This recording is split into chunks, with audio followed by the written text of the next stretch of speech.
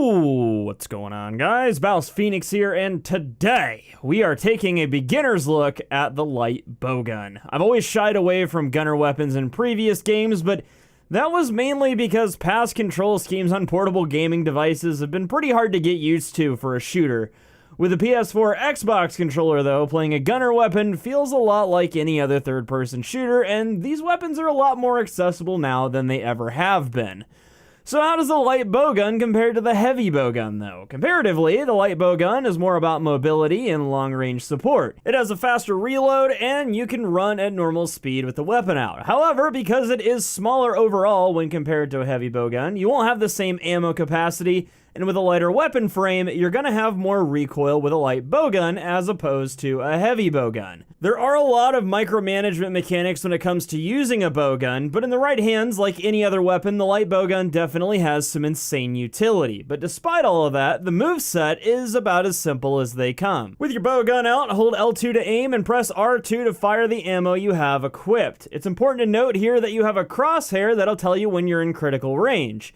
If you're close, it'll be filled with a second circle and glow bright yellow. If you're too far away, it'll be a dull single circle. Now, as you can see, there is a major damage disparity between critical and non-critical range, so make sure you pay attention to your spacing. Cycling through your ammo options is as simple as pressing up or down on the D-pad, or you can hold L1 and press triangle for up or X for down. Unlike the bow, you don't have to load an ammo type like you do with a bow coating. Just select the ammo you want and start shooting. To reload your current ammo type, press triangle, and to reload all ammo, you can hold triangle and it'll cycle through all of your empty magazines.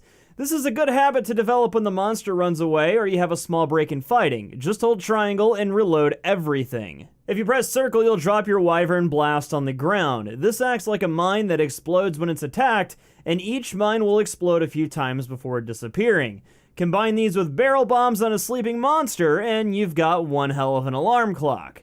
Wyvern Blast reloads automatically over time. You'll never run out of them, but they do have a cooldown, so use them wisely. As for mobility, if you dodge twice after shooting, you'll do a little slide move that should help you step out of harm's way. And lastly, if a monster gets too close, you have a rudimentary melee attack by pressing triangle plus circle. The damage on this isn't too shabby, and it does apply KO status when you hit the head, but obviously this isn't an attack you want to rely on. But that's the easy part. The moveset isn't that hard. The real challenge of playing a bowgun lies in the micromanagement of the weapon, which we kind of touched on earlier. Each bowgun has a fairly sizable list of ammo that it can use, and while some of it can be bought, the more powerful stuff will have to be crafted. For this reason, I really don't recommend bowgun to players that are early on in the game, as keeping up with the crafting costs is going to be a little difficult. You can make it a little easier on yourself, though. Firstly, make sure you're constantly cultivating the plants that you know you'll need. Having a steady supply of level 2 and 3 gunpowder is going to make your life way easier. You'll need tons of this stuff, and while you can buy it from the stockpile, it is nice to save the money. But aside from that, you'll want to cultivate any other berries or nuts that you commonly use in your given bowgun. Secondly, grab every plant you come across while you're out on missions. Usually you get a pretty generous ammo yield just from walking around and picking up the plants in your path, and even if you don't use that specific plant, grab it anyway. You never know when you'll make a bowgun that needs it, and you'll be relieved to find that you've already got a solid stock to get you started. But let's switch gears for a second and talk about building a bowgun and what everything means in the smithy screen. So as you can see, there's a huge selection of these things, and there are some things on the equipment card you may not understand if you've been playing a Blade Master weapon. The first of those is deviation. It's either none, low, average, or high. Deviation is RNG's way of keeping the bowgun's damage potential in check. This stat determines how often you'll get a shot that fires off in a random direction, aka deviation from the target.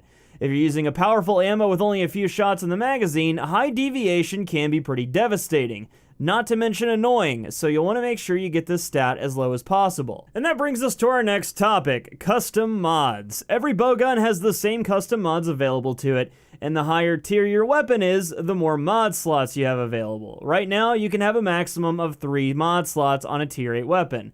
To apply a mod, go to the Customize Bowgun tab in the smithy and select the bowgun you want to customize. These mods are free and there's no crafting necessary. Just equip them and you're good to go.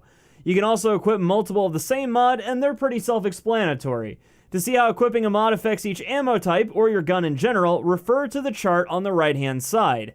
The smart thing to do here is go with mods that complement your bowgun. So if you have a bowgun with high deviation, you probably want a few deviation suppressors. To give you a more detailed example though, I'm using the BouseFeenux Light Bowgun. I don't really feel like it's super awesome, but it does get the job done. It has fairly slow reload times, so I'm making up for that with 2 reload assist mods. The recoil for this light bowgun is pretty hefty as well, so I'm throwing on a recoil mod. You can see how the reload times change with the 0, 1, 2, and 3 of the same mod for each ammo type in the chart on the right.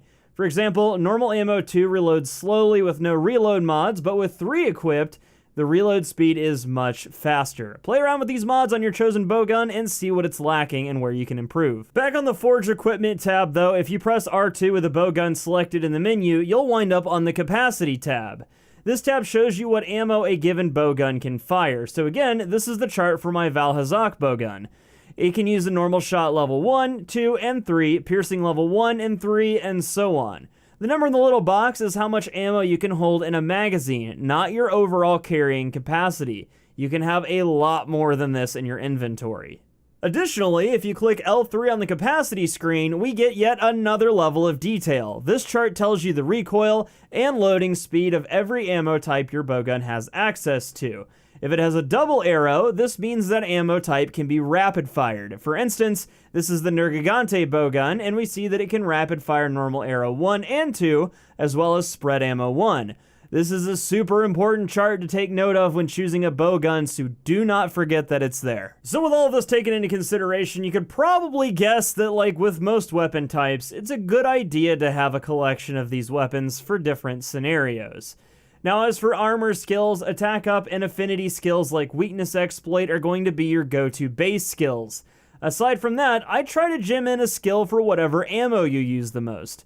For example, my Otogaron light bowgun uses rapid fire spread shot, so a spread shot gem probably isn't a bad idea to have. But with all that out of the way, let's talk about how to actually use this thing in a fight. The most important thing to note here is that the light bowgun excels at applying debilitating status effects. Sleep and paralysis are going to be your most powerful status effects, and the ammo you have for them packs a huge punch. Early on, you'll want to debilitate the monster and get some massive damage in, but don't be afraid to use your more powerful ammo to do this. Just make sure you're not wasting it. Also, always go for the weak points. You'll pretty much do no damage if you don't. Aside from that, if you have buff ammo like demon ammo or recovery ammo, make sure you're using that on your teammates as needed. You can definitely save a life with a well-placed recovery shot, and your buddies will appreciate the extra damage, armor, or whatever else you got hanging around. But that's about it, guys. To kind of sum everything up, remember to gather and cultivate, plan ahead before the quest for whatever ammo you're going to be using, and bring the right bowgun for the job. When you take all of the management into account, this weapon can seem a little overwhelming at first, but if you spend some time with it, you'll find that everything is pretty intuitive mechanics-wise. That being said, I still don't really recommend these weapons to new players. It's going to be hard to use a bowgun to its full potential in early game, and having to go gather materials or spend your early zenny is going to make progression kind of slow for you.